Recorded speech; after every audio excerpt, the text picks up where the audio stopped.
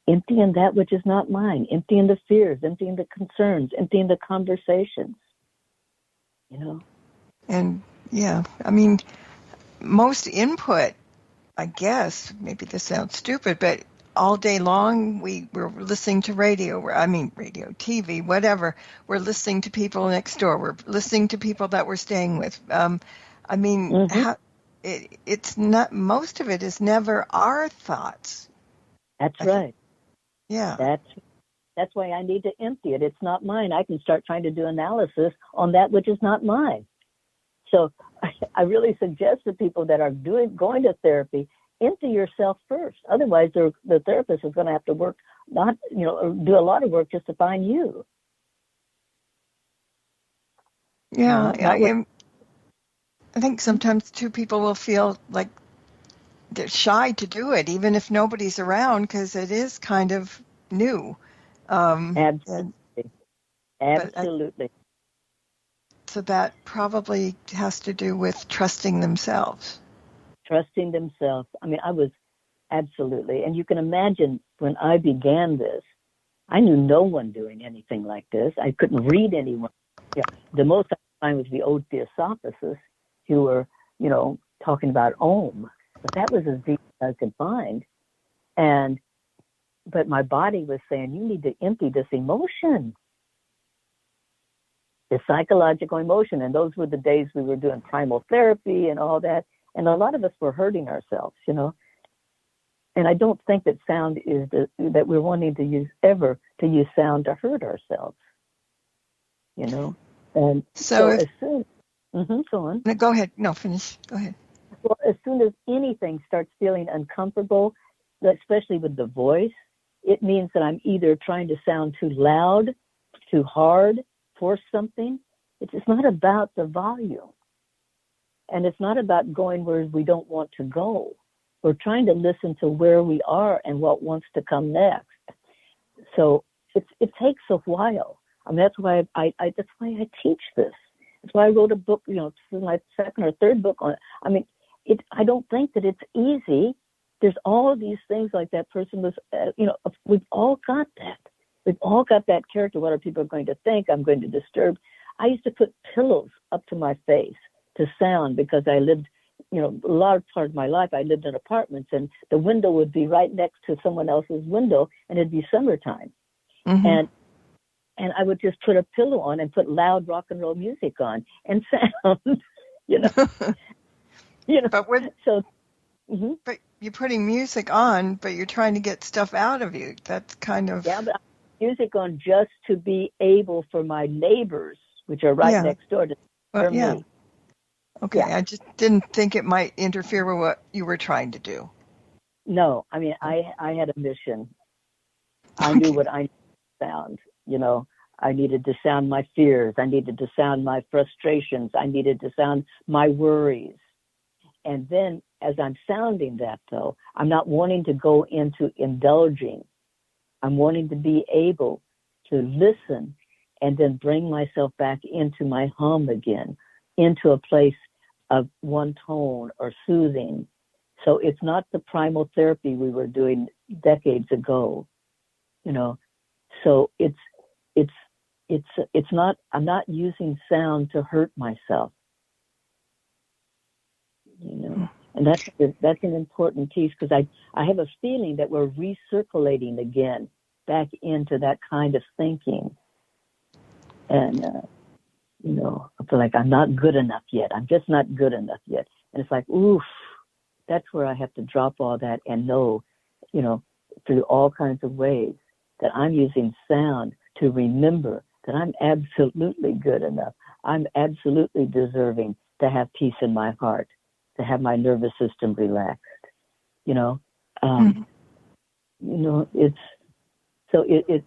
It's that. It's not like I'm trying. How do I soothe this being because of all those other conversations out there, because of so much going on, because of my fears? How do I calm that place in me, that younger place or that older, whatever age place that is so afraid? What's going to happen now? We're just being blasted forever. And so I have to find, how do I have a soothing, calming inner life and trust that I am loved deeply. Teach me how to love this being. Teach me. I don't know how. And we start sounding that. Mm-hmm. Another comment says, it seems this kind of sound would be good if you're anxious or nervous type person. Absolutely. Probably everything we're looking at is how to relax, how to mend this nervous system. And in my new book, Healing Through Sound, I talk and give a lot of directions on how to keep mending our nervous system. You're absolutely right. Whoever was asking, absolutely. That is, unfortunately or whatever, the state of the world. And maybe it always has been. It's just that there's more of us. Well, yeah, a whole lot more. There's a whole lot more of us. So would it be better to do it like at night and clear out everything? Because in the morning, usually you haven't got a lot of stuff going on anyway. So is there a particular time of day, or is it just when you feel like you want to do it, or can you do it more than once a day? Oh, you can do it many times a day. It does not interfere with any medications. It does not interfere with anything else that you're doing. You're just using your voice. It's like, I'm scared right now. I've got to go for this appointment. I don't know what to do. I don't know why I'm feeling anxious. And that's where you just pause. It's right. And you go, yeah, I don't know what to do. Let me just sound some of that. Let me just sound it and then bring it into a hum. And within 15 seconds, truly, let me just so in answer to your question, if I'm needing to rest, if I'm needing to get clear, I may need to sound in the middle of the day or in the morning or in the night, whenever, what is bothering me. And then I'm going to bring myself, I'm also introducing at the same time how to bring myself back home now. Like I empty and then let me come home. I empty that which is not mine. I empty that which is not useful. I empty that which is hurting me. I empty that I am powerless over. And now letting me come back home. And whatever that might mean to someone, for me it means that I get to come back into my body, into my own spine, my own nervous system, and so it can relax. That's why I keep bringing about the hum. Can I just give a demonstration maybe? Oh, of course, sure. So I'm going to just sound a little bit of anxiety or a little bit of worry. And it's real. It's always there. I mean, it's there. Life is. And then I'm going to bring it back into soothing myself again. Not to judge it. Not to analyze it. Not to make me wrong. Oh, if you'd only done. None of that. Let me just sound.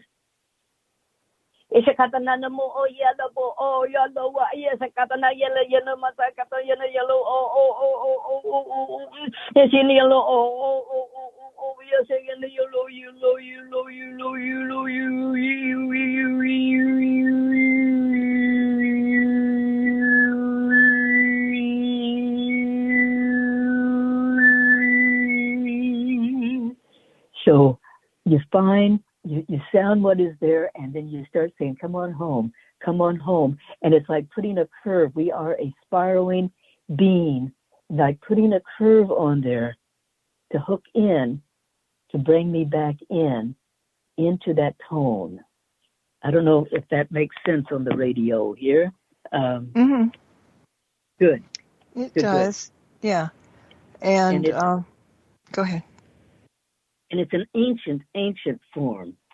I'm trying to find in my book where I write about this, but maybe I can't find it right now. But it was, so I'm taking whatever sound is there, and I'm not wanting to get too indulged. I don't want to indulge it, but I'm waiting for an opening to bring it back home. Bringing it back home means I'm going to be able to integrate someplace where I lost myself. Let me bring it back. Let me bring myself back home. Let me soothe my nervous system. And a person's voice, Marla, our voice our body loves the sound of our voice soothing it. And so if we can find a place to just get to our hum or to an om or something that soothes you easily, like hum,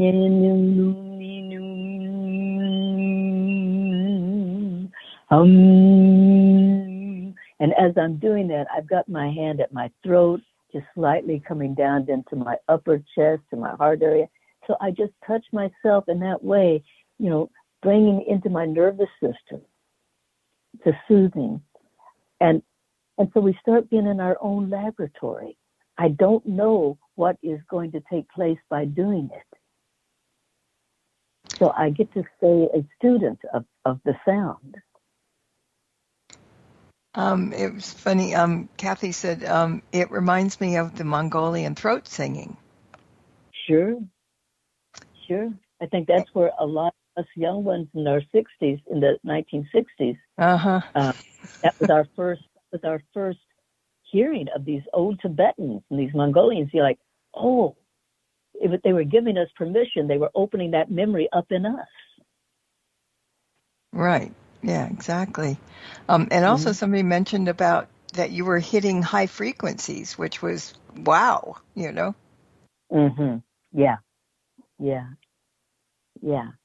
And somebody who came in a little bit later said it doesn't have to be the same sound all the time, correct? And right. We talked a little bit about that. Maybe you want to just refresh what you said about that. Well, we don't know. It's like, like you can't step in the same place in the river twice, right? So it's the same thing. We are the river. We are this liquid system. So I don't try to do it's like, I don't try to do the sound that I just did a few moments ago. Mm-hmm. Yeah. So that's no worry. That's no concern. Yeah. You just have to let it come out, whatever comes out. But just but be willing to not get so enthralled with the sounds we're making to forget to bring yourself back home every few moments. You don't want to, I can get almost enthralled by my own soundings. Like, oh God, I knew I was miserable. Oh, I knew that was really bad. Oh yeah. Whatever. Oh, maybe I'm an opera singer. So when I start hearing these kind of things coming into my mind, go, oh, okay, I think it's time to start winding myself back home again. So that's what we want to be looking for. If I'm sounding like, is there time to give a brief? Yeah, about 2 minutes, yeah. I'm just getting really short, like, here I am sounding. And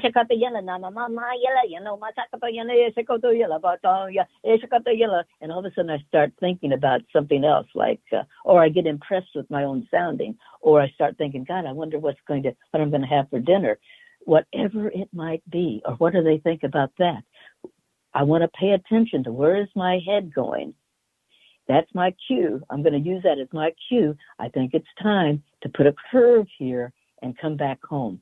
So I really do teach all of this in my new book. I mean, I am so grateful for this book because it demystifies so much about sounding. So I take that little, here I am, and I get impressed.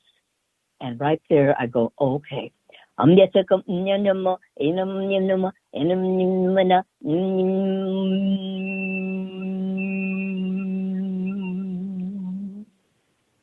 then I can go in for another round.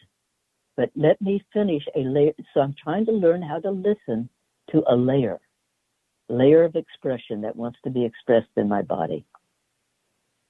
This is so much to talk about. I know, yeah, and it is, and it's really interesting because I think we have to trust ourselves. We talked about that a minute. Whatever comes out of our mouths, it's coming out, and none of it is bad. I mean, it's just cleansing, and especially with people with anxiety and things like that. I mean, that's a really good way to relax, and maybe sometimes you don't think you're anxious, but when you do that, it comes out, and you go, oh, so I'm holding something in, maybe, right? Yes, It could be all of that and more. Only thing I suggest is that we never hurt ourselves. If I'm starting to feel it, if I'm starting to feel strain, that's my body's wisdom saying, back off, slow down, get quieter. It's not not primal therapy. This is not, this is like you're trying to learn how to love this system and all parts of you through sex, and more is not better, because not always. In so many ways, more is not better. And the more you sound, the more you're going to bring up another layer. So that's why it's so important to integrate all the work that one has done. Well, our work is almost done because it's getting ready to get out of here. But do you have a website and get the name of your book too, so people can read that? And classes, if you have classes, and when and how and what, real quick. Well, I'm starting classes, so if people let me know, and I'll get it on the website as well. My website is sacredsoundworks.com. It's all one word, Sacred Sound Works. And the name of my book is Healing Through Sound, Awakening Your Audible Body, but Healing Through Sound by Fenhorn Press. And I really have basically demystified all the work I've done for these many decades. I really am proud of this work. There's plenty of mystery. I don't need to create it, So it really, I'm really grateful for this, that this came through, because I wanted something that was workable, whether you know a lot about sound or if you're just beginning. And I just want to thank you for doing the work you're doing and letting me come on and talk about this tonight. And I'm so glad that you did, because it's different, but it's helpful, and everybody needs a little help.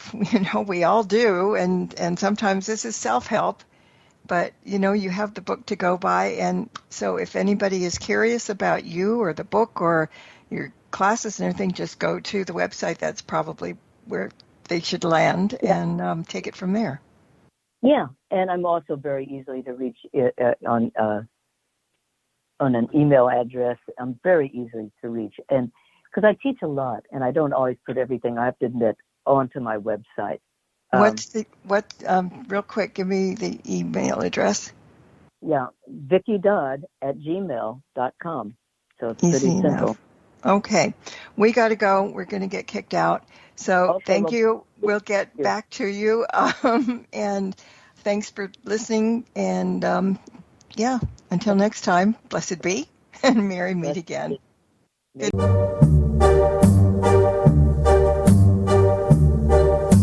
Thank you for tuning into this episode of Stirring the Cauldrons Masterclass.